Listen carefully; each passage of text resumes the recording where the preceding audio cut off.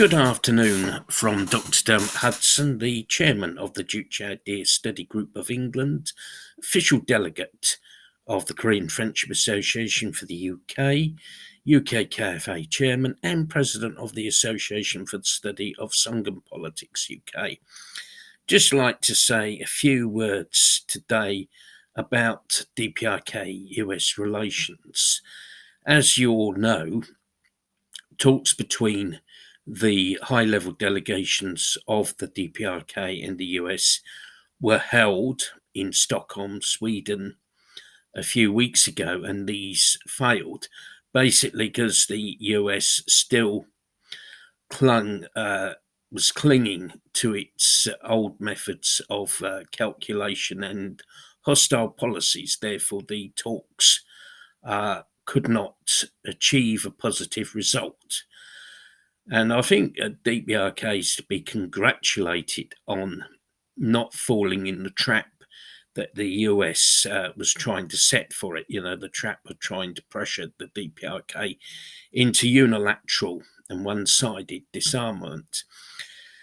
Now, at the weekend, Kim Yong Chol, the chairman of the DPRK's Korea Asia Pacific Peace Committee, issued a statement on the relations between the DPRK and US.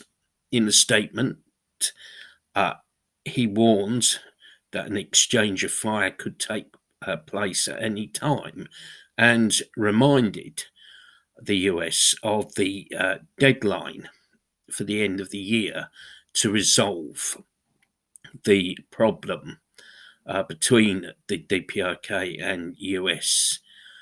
Now, basically, what's happened is the US have continued with their hostile policies, such as sanctions, such as military exercises, and all kinds of pressure and provocation. And in fact, last week, they were reported by some news outlets to have flown B-52 bombers over the East Sea of Korea near to DPRK airspace. I mean, this is quite an intolerable provocation. Basically, we support the statement of Kim Yong Chol of the DPRK Asia Pacific Peace Committee. We think it's a very good statement. It's correct to warn the US that this could have a very serious consequences if they do not completely end their hostile policy towards the DPRK. And I think the US has pursued a very dishonest and two-faced policy.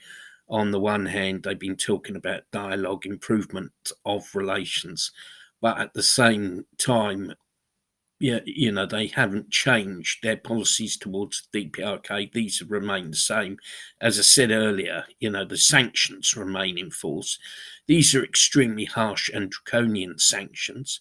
They're also basically regime change sanctions. They're not about the DPRK having nuclear weapons, as a number of countries in the world have nuclear weapons, including some UN Security Council members. And of course, the US itself has a huge stockpile of nuclear weapons, but only the DPRK has been sanctioned for developing nuclear weapons. So, I mean, the real issue is about changing the DPRK's socialist system, basically undermining it and stifling it, and trying to restore capitalism in the DPRK. And I think DPRK is taking a very principled position, an independent position. It's not getting fooled by the US. It's not getting dragged into the trap that some socialist countries were dragged into by the US. And it's not Libya and Iraq. Some in the US, like John Bolton, talked about the so-called Libyan solution. And we all know what that really means. That means unilateral disarmament and regime change. Colonel Gaddafi gave up the Libyan nuclear program when it was in its very infancy. It had hardly begun, and he surrendered it to the US only a few years later to end up being killed by a CIA lynch mob. But the DPRK is guided by Juche and Songam and the independent spirit of self-reliance. Therefore, it is standing up to the US.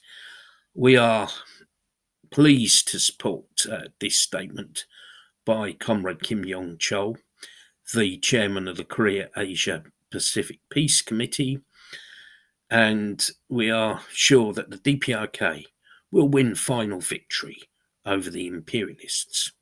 Thank you for listening to this video. Please subscribe to our channel if you're not subscribed, and please come to our events. Thank you.